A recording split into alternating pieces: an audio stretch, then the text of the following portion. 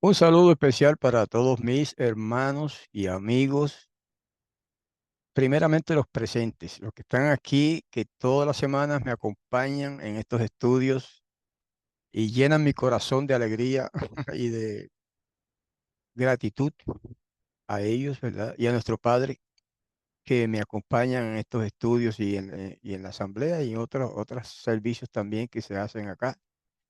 Y también a los que nos están viendo en YouTube, que ha aumentado muchísimo los suscriptores, las suscripciones y también los que ven los videos cada semana. Montones de personas nos hacen el favor de vernos y eso me llena de alegría y me motiva a seguir haciendo lo que estamos haciendo. En esta ocasión vamos a tratar un tema otra vez relativo de una manera o de otra a al pueblo de Yahweh, nosotros llamamos la asamblea, pero es más que una asamblea, es una familia, la familia de Yahweh, que es Israel, de la cual nosotros tenemos el privilegio de formar parte, ¿verdad? No directamente por genealogía, pero sí por medio del Mesías, que como dijo el apóstol Shaul, Pablo, por medio del Mesías, a través de él, somos injertados al tronco de Israel. Y en ese sentido es que digo, ¿verdad? Que nos identificamos como y con Israel. Entonces vamos a mostrar el documento para el tema de hoy, que se ha titulado Según el orden de Melquisedec. Y el verso clave o principal es Hebreos 6, 19 y 20, que dice, la cual tenemos como segura y firme ancla del alma y que penetra hasta dentro del velo, donde Yahushua entró por nosotros como precursor, hecho como hecho sumo sacerdote para siempre, según el orden de Melquisedec. Hebreos 6, 19 y 20. De lo que vamos a hablar no es del sacerdocio de Melquisedec, aunque se menciona y ese es el verso principal, pero vamos a hablar del sacerdocio del Mesías, que no es que sea Melquisedec, como algunos especulan y creen que aquel Melquisedec, que era el rey de un pueblo pagano, era el Mesías. No, sino que el escritor de Hebreos toma a aquel Melquisedec como símbolo del Mesías. A ver qué hace al sacerdocio de Melquisedec mejor que el Levítico. Es mejor. Vamos a leer esos pasajes que citamos ahí.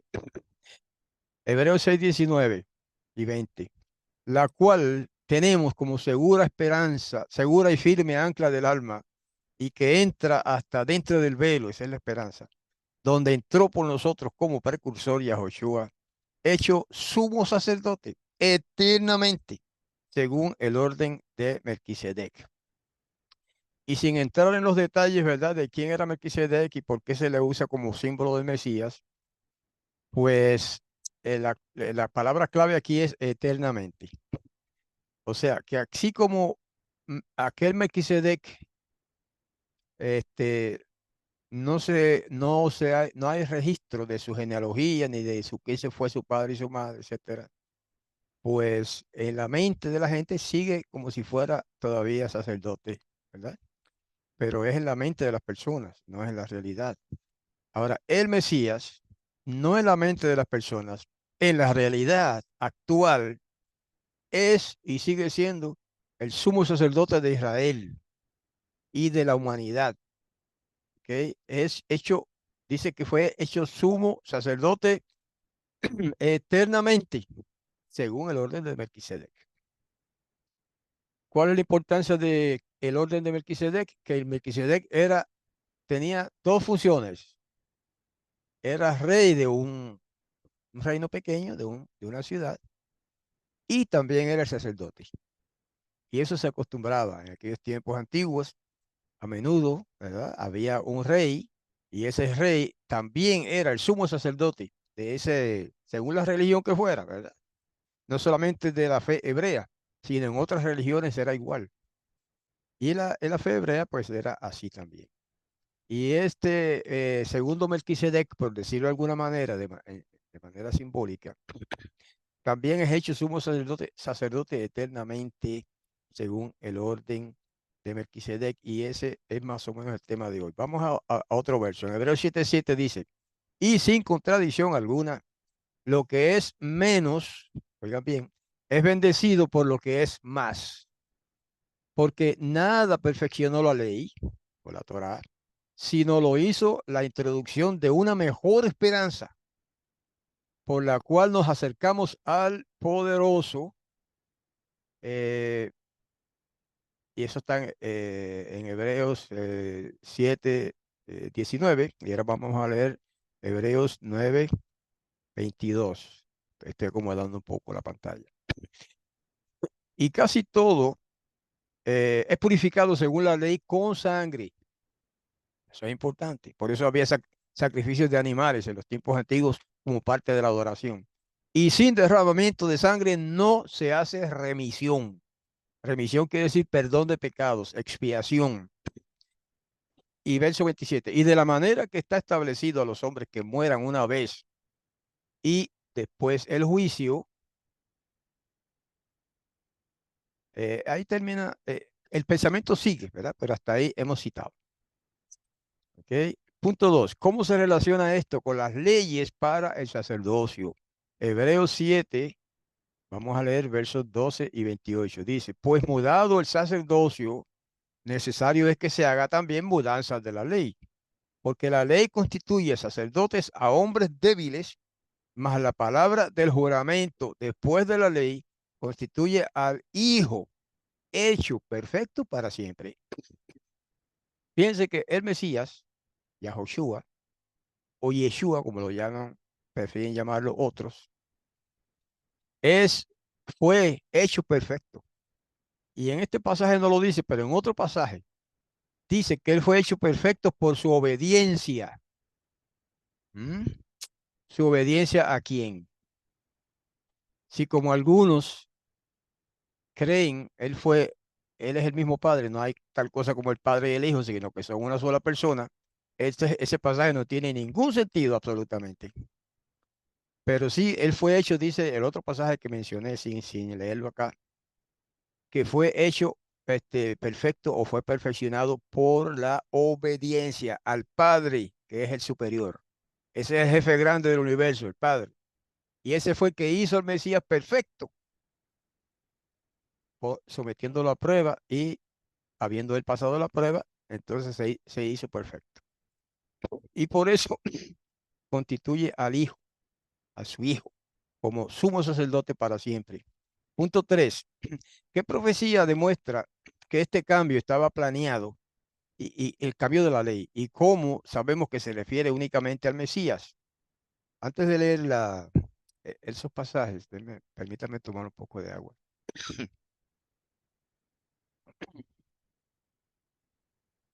El cambio de la ley no quiere decir que la ley fue abolida, como interpretan erróneamente muchos maestros cristianos. El cambio de la ley es que simplemente en la ley levítica, para ser sacerdote, un hombre tenía que ser descendiente de Leví y de Aarón. Pues eso fue lo que cambió. Ahora, el Mesías, sin ser descendiente de Leví ni de Aarón, es sumo sacerdote, porque lo nombró el jefe grande, el Padre Celestial, lo ungió cuando se sumergió en el Jardín o el Jordán, lo nombró su hijo, aunque no lo dice allí claramente, pero Pablo lo explica así, en otra manera. Fue nombrado sumo sacerdote, fue hecho perfecto cuando fue resucitado por el Padre, fue llamado de la tumba para ser un hombre perfecto. Siempre fue perfecto como humano, pero ahora, además de ser humano, es divino también. Es divino otra vez como lo era antes de hacerse hombre. ¿Qué profecía demuestra que este cambio estaba planeado y cómo sabemos que se refiere únicamente al Mesías? Vamos a leer Salmo 101, 110, versos 1 y 4 y otros pasajes que están viendo ahí en la pantalla ustedes. El Salmo 110 dice, Yahweh dijo a mi amo, Acuérdense que estaba escribiendo este salmo David, ¿ok? David o David estaba escribiendo este salmo. Cuando él habla de Yahweh, está hablando de una persona, del Padre. Y cuando está hablando de mi amo, como dice él, está hablando del Mashiach, que no había venido todavía a la tierra, pero él lo había visto en visión. ¿Eh? Y aquí él, David dice, Yahweh dijo a mi amo, que es el Mashiach, siéntate a mi diestra, en tanto que pongo tus enemigos por estrado de tus pies. Esa es una profecía del Mesías que vendría a reinar, a gobernar, no solamente sobre Israel, sino sobre el mundo entero. Y en el Salmo 110, verso 4 dice, juró Yahweh y no se arrepentirá.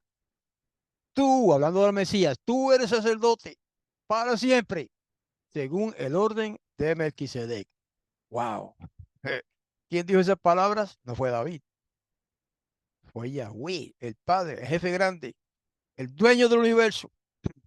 Le dijo a Yahoshua, a su hijo, tú eres sacerdote para siempre, según el orden de Melquisedec.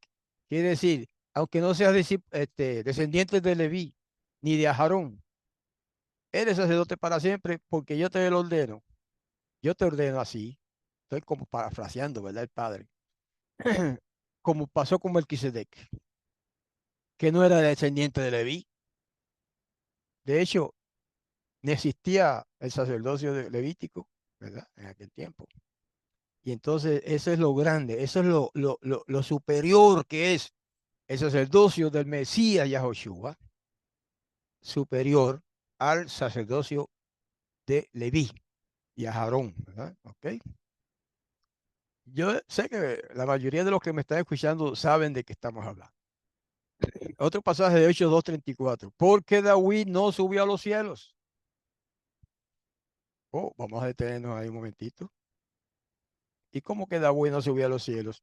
Y nos dicen que Moisés y Elías y qué sé yo cuántos más, Enoch, y están en el cielo. ¿Y por qué David no subió al cielo?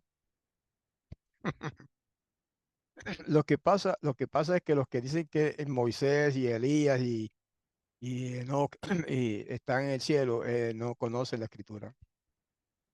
No han leído el libro de los Hebreos, que después de mencionar, escrito por Pablo, después de mencionar a todas esas personas, incluida Enoch, dice, pero ninguno fue perfeccionado, todos murieron, etcétera. Ahora dice, porque David no subió a los cielos, pero él dice, dijo Yahweh a mi amo, citando a David, siéntate a mi diestra hasta que ponga a tus enemigos por estrado de tus pies. Sepa pues ciertísimamente toda la casa de Israel, ahora está hablando el apóstol,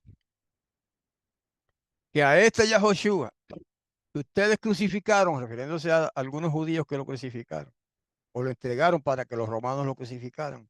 El poderoso, ese es Elohim, Yahweh, lo ha hecho soberano y Mesías. Ahí está.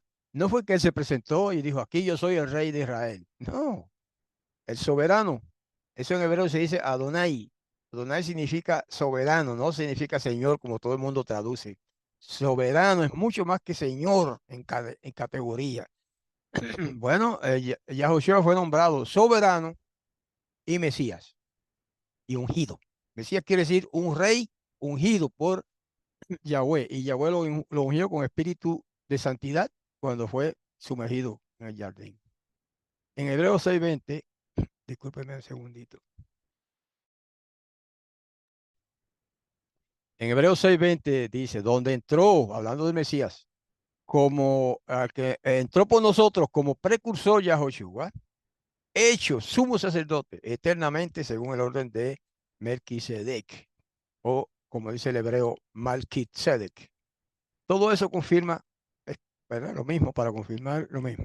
El sumo sacerdote tenía el propósito de representar de una manera especial al Mesías, el sumo sacerdote de la ley, de la Torá, quien habría de convertirse en sumo sacerdote para siempre según el orden de Melquisedec. Este orden de sacerdocio no debía ser transmitido a otro ni ser suplantado por otro. Cuando el Mesías expiró en el madero, clamando a gran voz, consumado es, Su obra ahí quedó completada. El camino quedó abierto. El velo se rasgó en dos. Ustedes saben esto, lo que han leído el Evangelio. El hombre podía acercarse ahora a Yahweh sin ofrendas sacrificiales, sin el servicio de sacerdotes terrenales que se intercedieran. El Mesías mismo era el sacerdote para siempre, según el orden de Melquisedec. El cielo era su hogar. Y luego, antes de venir acá como hombre, el cielo era su hogar. Luego vino a este mundo para revelar al Padre. Su obra en su obra en el escenario de su humillación y conflicto había terminado. Ascendió a los cielos. O sea, regresó allá de donde vino.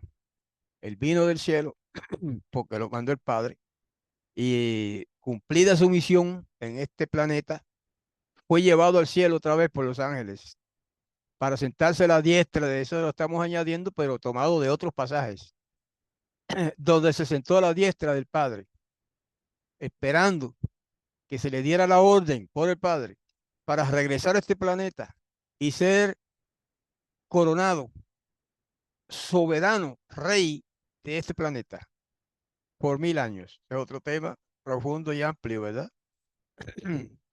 El fundamento del ministerio de Melquisedec. ¿Cuál es el fundamento de la fe mesiánica? Vamos a ver esos varios pasajes. Mateo 16, 16 al 18 y Corintios, 1 Corintios 10, 4 y 3, 11. Dice, y respondiendo Simón Pedro, porque el Mesías les preguntó, ¿y quién ustedes dicen que yo soy? Dijo él. Tú eres el Mesías, el Hijo del Poderoso Vivo. ¿Por qué él no dijo, tú eres el Padre, tú eres Yahweh? No, Pedro sabía más que los pastores y maestros cristianos de hoy. No todos, pero algunos de los que dicen que, que el Mesías es el mismo Padre, el mismo Yahweh. Cuando Pedro le dice, tú eres el Mesías, el Hijo del Poderoso Vivo, ese es Yahweh.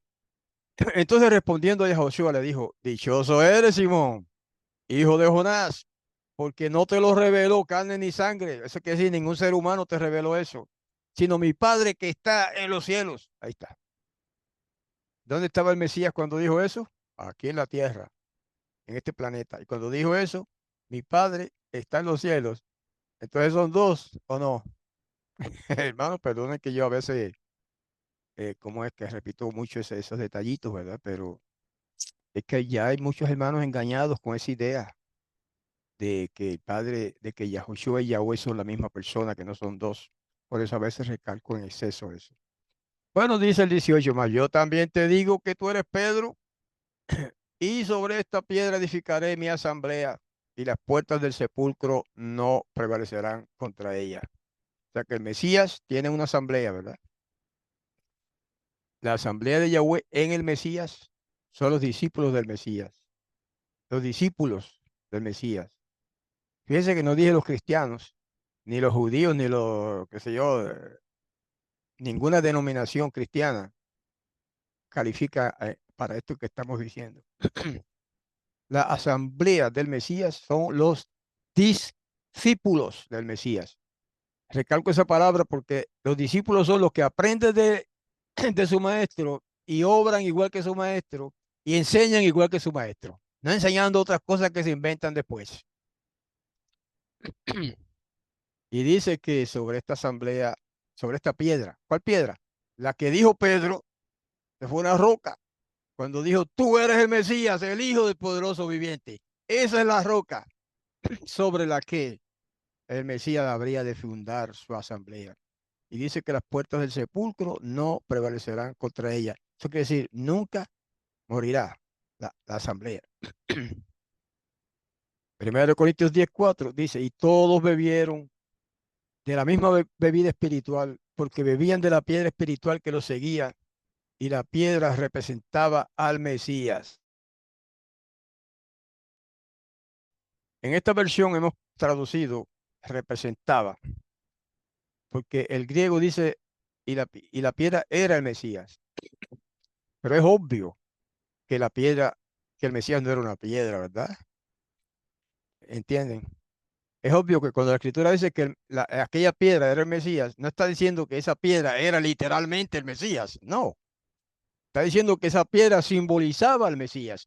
Esa piedra que lo seguía representaba al Mesías, que vendría después, porque en ese tiempo no existía el Mesías. En ese tiempo estaba el Padre al lado del Hijo, pero no era el Mesías. ¿Ok? Muchos no han entendido eso todavía. Primera de Corintios 3:11 dice, porque nadie puede poner otro fundamento que el que está puesto. ¿Cuál es el fundamento de nuestra fe? El cual es Yahoshua el Mesías. Ahí está. Ese es el fundamento de nuestra fe. ¿Qué más se puede decir? Pudiéramos terminar el tema aquí y nos vamos felices para la casa y entendimos la verdad. Pero hay más. La verdad que Pedro había confesado no era Pedro la piedra, es la verdad que Pedro había confesado el fundamento de la fe del creyente.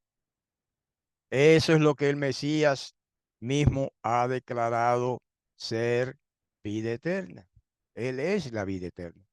Pero la posesión de ese conocimiento no era motivo de engreimiento, como ha pasado con los hombres que se han arrogado ser representantes del Mesías, ¿verdad? Vicarius Filii Dei significa representante del Hijo de Dios.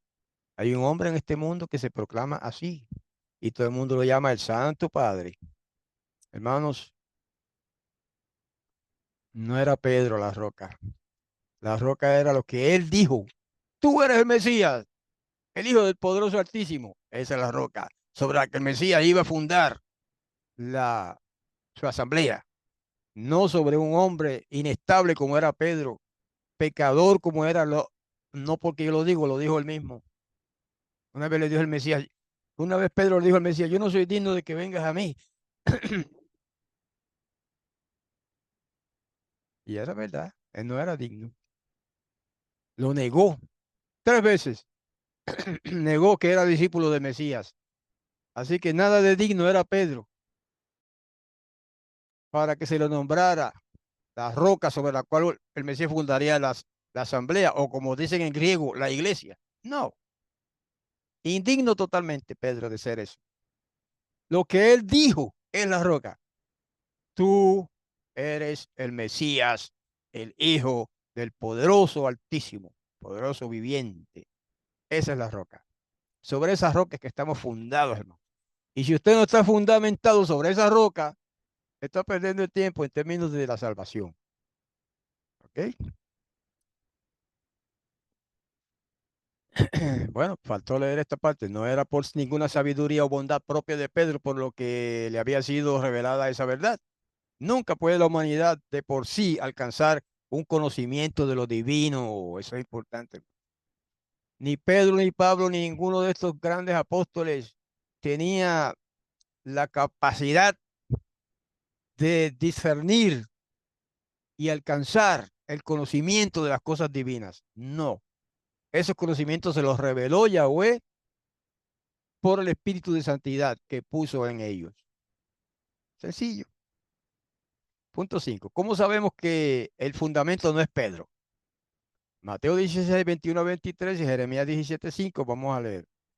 Dice, desde aquel tiempo comenzó Yahoshua a declarar a sus discípulos que le convenía ir a Jerusalén y padecer mucho de los ancianos. Sabía lo que le esperaba.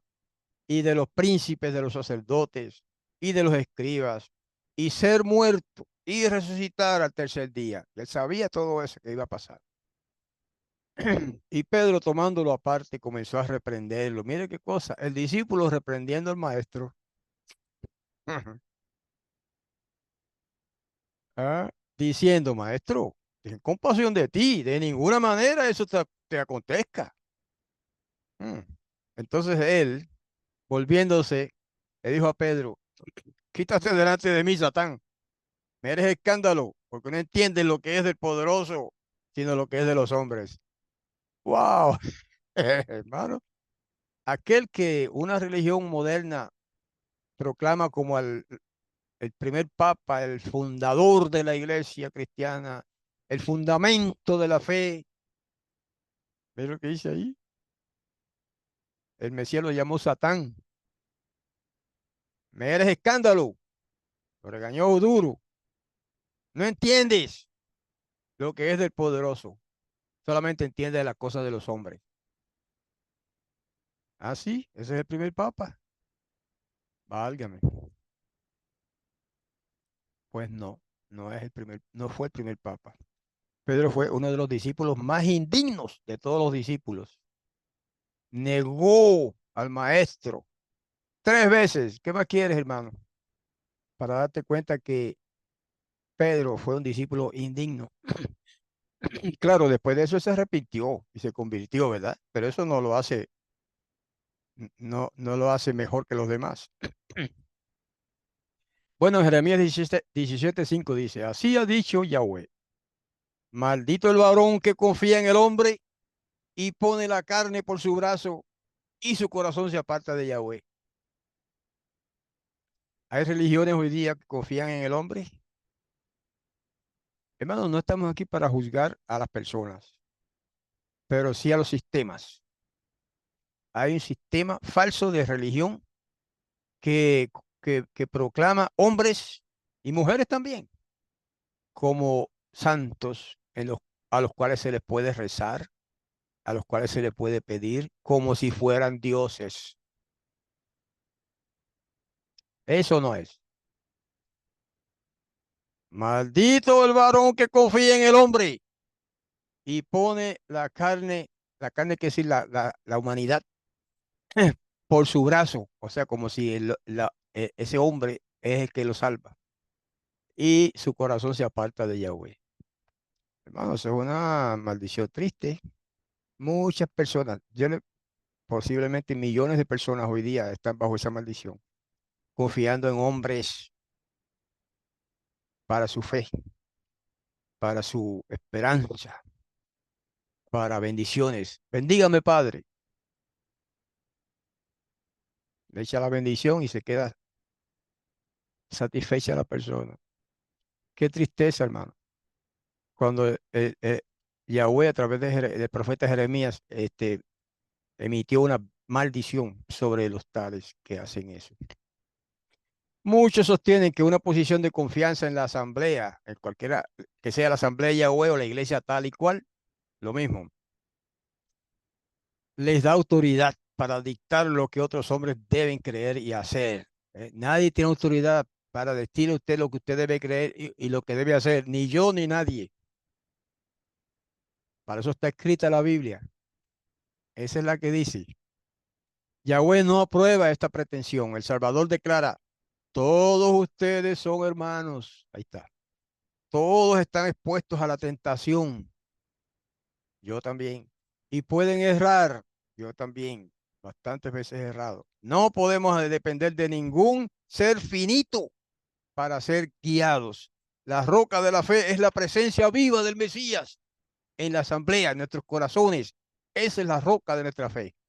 La presencia del Mesías en la asamblea. Pero no me dijo usted que él está sentado a la diestra del Padre en el cielo. Sí, pero también está en nuestros corazones a través del Espíritu de Santidad.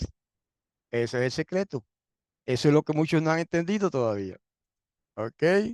De ella, de esa roca que es el Mesías, puede depender el más débil y los que se creen los más fuertes resultarán ser los más débiles, a menos que hagan del Mesías su eficiencia. Hermano, qué pensamiento profundo, qué palabras sencillas, ¿verdad que sí? Pero qué pensamiento profundo. Si usted no hace del Mesías su roca, su salvaguarda, su protección, su rey, está perdiendo el tiempo acá en términos de la salvación, ¿verdad? No digo de otras cosas. Usted puede alcanzar los logros más grandes que pueda haber en este mundo. Chévere. Pero respecto a la salvación, no hay otra cosa, ¿ok? Que esto que hemos leído por acá en estos pasajes. Punto 6. ¿Cuán importante es el fundamento de la doctrina pura? Primera de Juan 2:21, segunda de Juan 1:10 y 11, Proverbios 4:18. Vamos a leer rapidito. Juan nos dice, no les he escrito como si ustedes ignorasen la verdad, sino como a los que la conocen y que ninguna mentira es de la verdad. Elemental, ¿verdad? Sencillo. La segunda carta de Juan dice, si alguno viene a ustedes y no trae esta enseñanza, no lo reciban en casa, ni le digan bienvenido. Para algunos modernos quizá eso suene como grosero o como, qué sé yo, como que está mal. Bueno, hay que tener cuidado. Si usted le da la bienvenida en su casa o en su corazón, en su mente, a personas que enseñan contrario a las escrituras sagradas inspiradas de Yahweh, entonces está en peligro usted. Ese es el punto.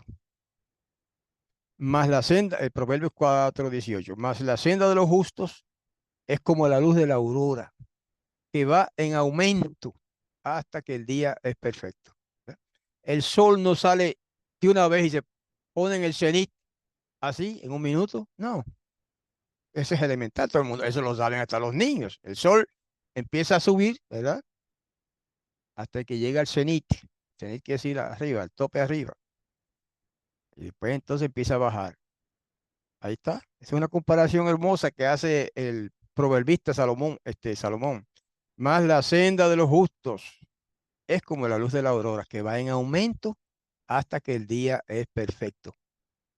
Eso puede referirse al amanecer hasta el mediodía, es cuando es perfecto el día, más o menos. ¿Ok? Punto 7. ¿Qué clase de asamblea estará preparada cuando el Mesías regrese y por qué? En Efesios 5, 26 y 27 y en Primera de Timoteo 3:15, el apóstol Shaul Pablo nos dice, hablando de la asamblea, de la congregación, nosotros utilizamos la palabra asamblea, ¿verdad? Otros llaman a sus comunidades congregaciones y está bien, es lo mismo. Dice, para santificarla, limpiándola en el lavamiento del agua por la palabra. ¿Qué es lo que nos limpia? El agua. ¿Cuál agua? ¿La del río? No, la palabra de Yahweh. Eso es lo que dice ahí. Para santificarla, a la asamblea, a la congregación, a la iglesia, si usted prefiere ese título. Limpiándola en el lavamiento del agua por la palabra. O sea que el lavamiento que la palabra inspirada nos hace, nos da a nosotros, se compara con el lavamiento del agua. Y verso 27, para presentársela a la asamblea, a la congregación, gloriosa para sí, una asamblea que no tuviese mancha ni arruga, ni cosa semejante, sino que fuese santa y sin mancha.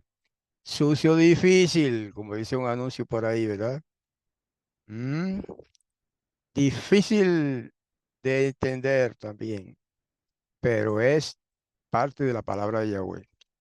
El Mesías es el que santifica la asamblea, la congregación o la iglesia para los que prefieren ese título. No es algo que nosotros logramos, ¿ok? La santificación quiere decir la consagración, la dedicación al Padre y al Hijo. Y eso no es un logro nuestro, nos lo otorga el Padre a través de su Hijo, el Mesías, por medio del Espíritu de santidad. Santidad no es otra cosa que consagración, dedicación, apartarse para Él. Y en 1 Timoteo 3:15, el apóstol Shaul Pablo nos dice, y si no fuera, está escribiendo a ciertas personas, ¿verdad? Timoteo, de hecho, si no fuera tan pronto para que sepas cómo te conviene comportarte en la casa de Yahweh, esa es la asamblea, y aquí está, que es la asamblea del poderoso vivo, columna y apoyo de la verdad. Wow, hermano, qué mensaje precioso. La casa quiere decir la familia, porque no está hablando aquí de un edificio. ¿Ok? Dice, ¿cómo te conviene comportarte en la casa de Yahweh, que es en la familia, en el pueblo de Yahweh? Y después especifica que es la asamblea del poderoso vivo. Y después dice que esa asamblea del poderoso vivo es la columna que sostiene y apoya la verdad. Hermano, qué cosa hermosa. Yo quiero pertenecer a eso. Por eso estoy aquí, pues yo entiendo que aquí este cuerpo, esta comunidad esta familia que llamamos la Asamblea de Yahweh, cumple, es eso, columna y apoyo de la verdad. Tampoco estoy diciendo que somos los únicos, por supuesto que no. Hay muchos otros grupos que cumplen también eso. No sé si muchos, pero los hay, que son la casa de Yahweh, la familia de Yahweh. ¿Ves? No podemos ser exclusivistas. Hay iglesias que sí lo son. Hay iglesias, maestros o predicadores que dicen el que no, esta es la iglesia verdadera y el que no está en esta iglesia se pierde. Jamás decimos eso nosotros, hermano. Pero sí podemos decir que esta asamblea es la columna y apoyo de la verdad. Sencillo. Yahweh tendrá en la tierra un pueblo que sostendrá la Biblia y la Biblia sola como piedra de fundamento de todas las doctrinas. Eso es importante porque hay iglesias que, aunque son muy buenas, ¿verdad? No digo, no tengo nada en contra, hay iglesias buenísimas, pero que tienen otros fundamentos. ¿Ves? Lo que enseñan es porque lo dijo fulano de tal, un hombre, o porque lo dijo fulana de tal, una mujer. Y lo que esa mujer o ese hombre escribió, pues ese fundamento de esa iglesia, de fe, fundamento de fe. Bueno, cada cual allá, ¿verdad? Con lo suyo, pero la Asamblea de Yahweh se sostiene sobre la Biblia y la Biblia sola, como dijo Martín Lutero. Ni las opiniones de los sabios, ni las deducciones de la ciencia, ni los credos o decisiones de los concilios tan numerosos y discordantes como lo son las iglesias que representan, ni la voz de las mayorías, nada de eso debe ser considerado como evidencia en favor o en contra de cualquier punto de fe religiosa. Antes de aceptar cualquier doctrina o precepto, debemos cerciorarnos de si lo autoriza un categórico así, dice Yahweh. ¿Ok? El fundamento es una continuación de eso que acabamos de decir. ¿Qué hará por nosotros un conocimiento personal de la verdad y dónde podemos encontrar una explicación concisa de la misma? Juan 8:32 y Salmo 119, 142. Me perdonan que a veces voy un poco muy rápido, pero es para no alargar demasiado, ¿verdad? La grabación.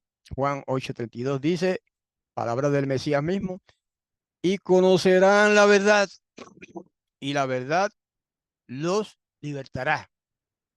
Ok, quiero que meditemos en eso. Las religiones de hoy día, ¿libertan a las personas o las esclavizan? ¿Mm? Bueno, voy a modificar la pregunta. Algunas iglesias de la cristiandad, llámese como se llamen, libertan a las personas o las esclavizan. Desgraciadamente, hay algunas que las esclavizan y hay algunas que las libertan, dependiendo de lo que les enseñen. ¿Ok? Y no hay que juzgar a ninguna por nombre. Ustedes saben cómo son las iglesias de la cristiandad. Y en el Salmo 119, 142 dices, tu justicia, hablándole al Padre, es justicia eterna y tu ley, la verdad. Entonces muchas iglesias de hoy día dicen, no, no, no, eso de la ley, eso era para los judíos. Posiblemente usted ha escuchado eso. Ustedes guardan el sábado. Nos dicen, ah, sí, no me diga. ¿Y si eso era para los judíos? Ah, sí, pues lo dicen. Todas esas leyes fueron abolidas, lo dicen, lo he escuchado muchas veces, me lo han dicho a mí. Todas esas leyes de las que ustedes hablan, de la Torá y todo eso, todo eso fue abolido por el Mesías. Ujú. Y ahí el salmista, inspirado por el Espíritu de Santidad, dice, tu justicia, hablándole al Padre, tu justicia es justicia eterna y tu ley, la verdad. Tu Torá podría traducirse así, porque así que dice el hebreo, y tu Torá es la verdad. Entonces la justicia no se elimina, hermanos. La justicia es eterna, lo dice, ahí lo dice.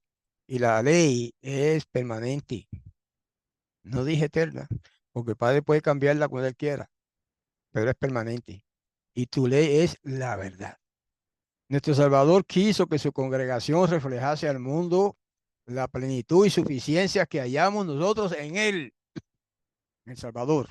Constantemente estamos recibiendo de la bondad de Yahweh y al impartir de la misma hemos de representar al mundo el amor y la beneficencia del Mesías. Esa es nuestra misión. Mientras todo el cielo está en agitación, enviando mensajeros a todas partes de la tierra para llevar adelante la obra de la redención, la congregación del poderoso vivo debe colaborar también con el Mesías. Somos miembros de su cuerpo místico. Él es la cabeza que rige al cuerpo. Místico quiere decir que esto es como una metáfora. Somos el cuerpo del Mesías, pero no es literal. No es algo literal, es una cosa espiritual. ¿Eh? Eso es más o menos lo que quiere decir el cuerpo místico. Él es la cabeza, él, el Mesías, es la cabeza del cuerpo, que es la congregación, la iglesia, la asamblea. Y ahí es donde estamos nosotros. Él es nuestra cabeza entonces. Punto 9. ¿Hacia dónde guía finalmente el espíritu de santidad a un individuo? ¿Y de qué otra manera se le llama en las escrituras? Juan 16:13 y Hebreos 12:23. Vamos a leerlo. Pero cuando venga, otra vez hablando el Mesías mismo, pero cuando venga aquel Espíritu de la verdad, Él los guiará a toda verdad, porque no hablará de sí mismo, sino que hablará todo lo que oiga y les hará saber las cosas que han de venir. Ese es el Espíritu de santidad, que como se habla aquí así por una figura del lenguaje que se llama personificación, se habla del Espíritu Santo como si fuera una persona, lo cual no es. Pues mucha gente piensa que es la tercera persona de la Trinidad, porque no le han enseñado correctamente este asunto. Pero eso es otro tema, me perdonan. Pero ese espíritu de la verdad, fíjese, el espíritu de la verdad, ¿de dónde aprendemos nosotros la verdad? Analice eso. El espíritu de la verdad, ya vino. ¿De dónde lo aprendemos? De la Biblia, de la palabra inspirada de Yahweh. No es del aire, no es de que viene el espíritu así literalmente y nos habla al oído y nos da. No, nada de eso. La palabra escrita. Ahí está la verdad. El Espíritu lo que hace es que nos guía a entenderla, nos dirige a leerla, a estudiarla y a entenderla. ¿Ok? Y nos enseña. Y Hebreos 12:23, la congregación de los primogénitos y a la congregación de los primogénitos, está diciendo, ustedes se han allegado a la congregación de los primogénitos que están alistados en los cielos y al poderoso juez de todos y a los espíritus de los justos hechos perfectos. Esos son gente de aquí, ¿sabe? Algunos le han enseñado mal a la gente y les dicen que está hablando de espíritus que están en el cielo por allá volando, hechos perfectos. No, cuando habla es el apóstol de los espíritus de los justos hechos perfectos, son los que están aquí perfeccionados por la palabra, no por sus propias obras.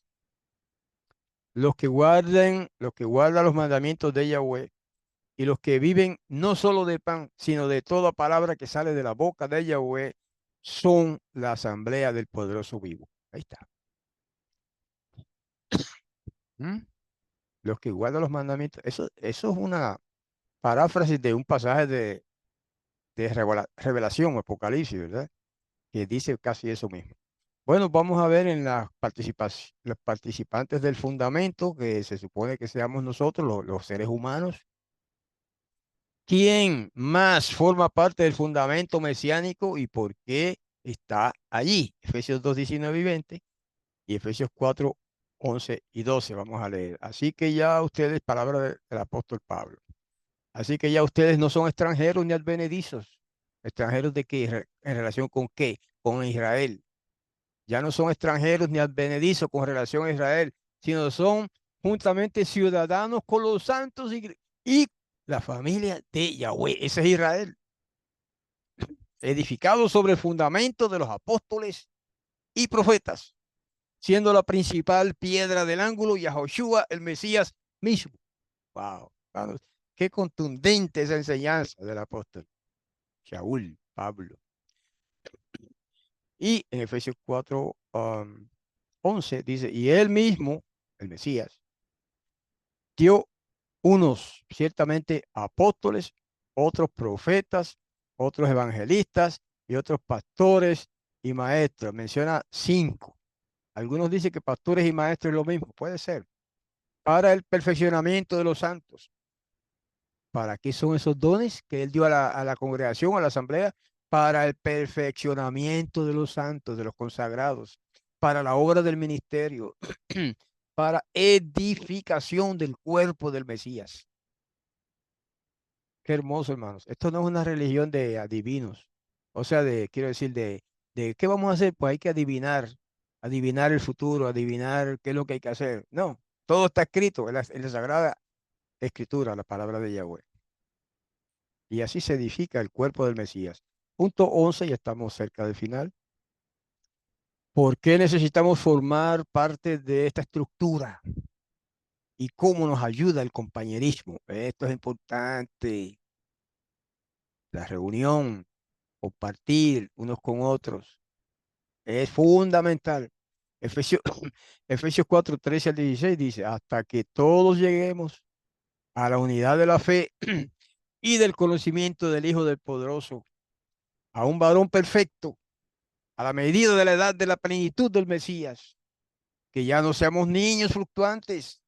Hay niños fluctuantes en algunos grupos, en algunas iglesias, en algunas asambleas. Claro que los hay. Personas fluctuantes. Hoy creen una cosa, mañana otra. Viene otro y les dice otra cosa y cambian a la otra cosa. Hermano, como niños fluctuantes. ¿Mm? Y llevados por doquiera de todo viento de enseñanza. Quiero tener un poquito ahí para cada semana alguien me escribe, hermano, algunos no dicen hermano, otros sí, algunos dicen amigo, según me escriben a mí preguntando cosas, gente que no tiene nada que ver con nosotros, que están en iglesias y en todas partes y también me escriben porque me conocen. Y hermano, y por ahí escuché a uno diciendo que el sábado que nosotros guardamos no es el verdadero sábado porque ese es el sábado romano. Ay, bendito, tengo que explicarle otra vez que esa es una enseñanza errónea. Bueno, eso es un ejemplo nada más de muchas otras cosas que se dicen. Y el que se pone a escuchar todo lo que dice por ahí está en un riesgo, el riesgo de confundirse, de confundirse. ¿Ok? Y ya no seamos niños fluctuantes y llevados por doquiera de todo viento de enseñanza, por estratagema de hombres que para engañar emplean con astucia los artificios del error.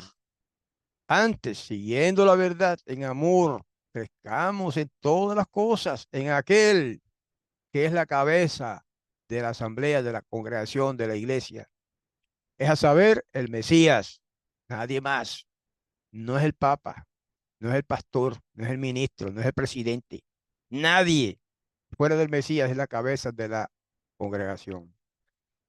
De lo cual todo el cuerpo, que es la congregación, compuesto y bien ligado entre sí, por todas las junturas de su alimento que recibe según la operación, cada miembro, conforme a su medida, efectúa el aumento del cuerpo edificándose en amor. Ahí está. Ve que todo esto es una metáfora, hermano.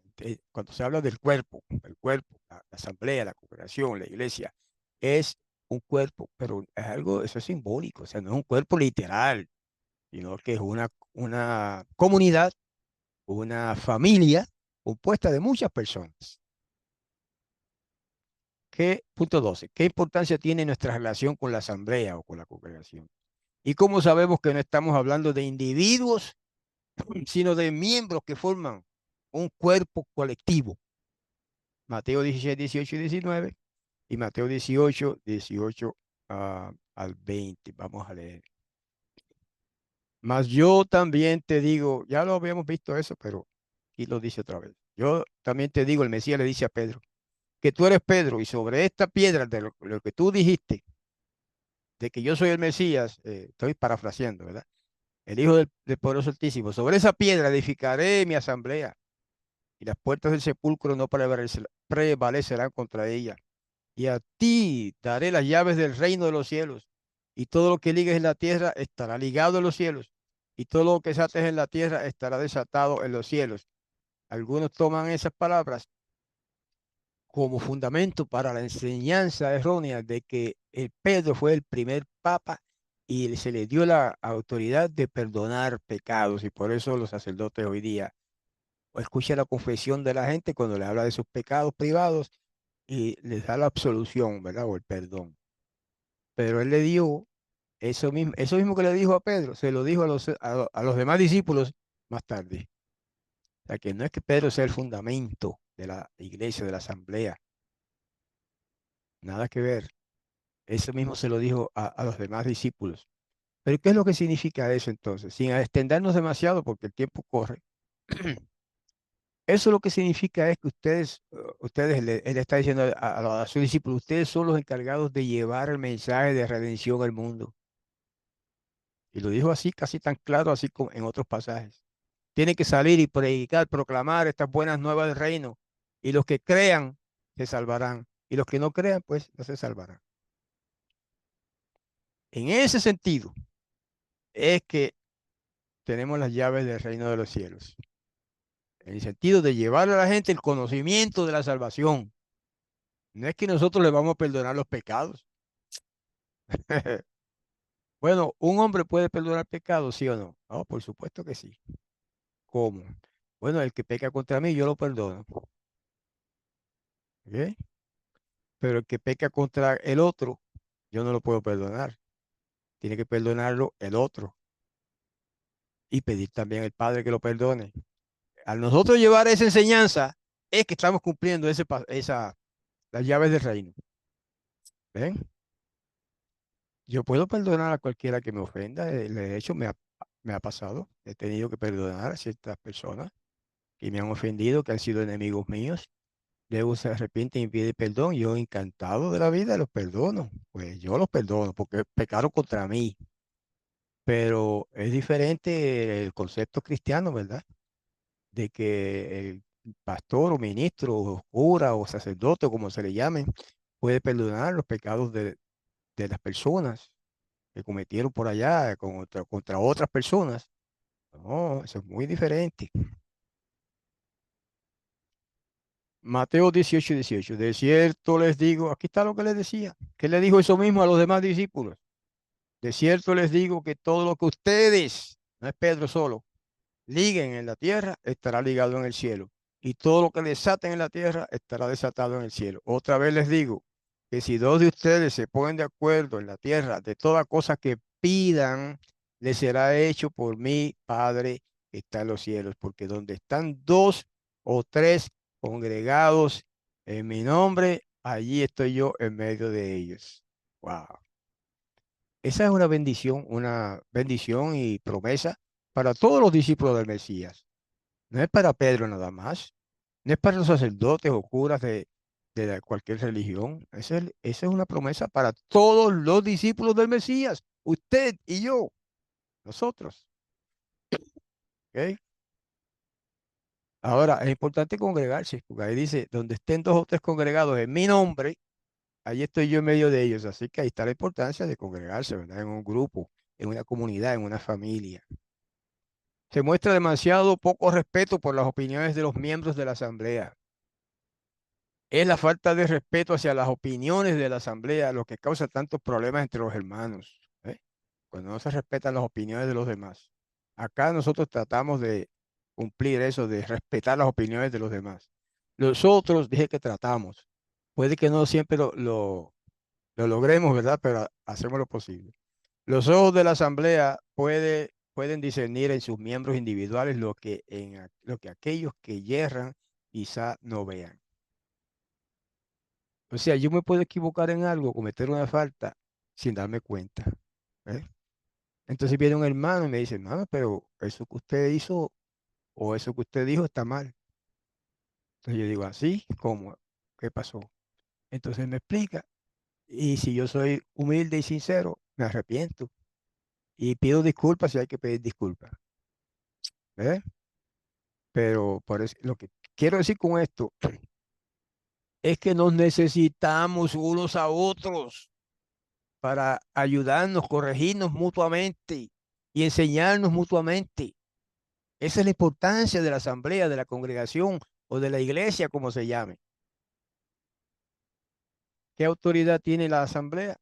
Juan 20, 21, 23, mira, mire lo que dice aquí. Entonces les dijo Yahoshua otra vez, pasa a ustedes, a sus discípulos. Como me envió el Padre, así también yo los envío a ustedes. Y como hubo dicho esto, sopló y les dijo, reciban Espíritu Santo.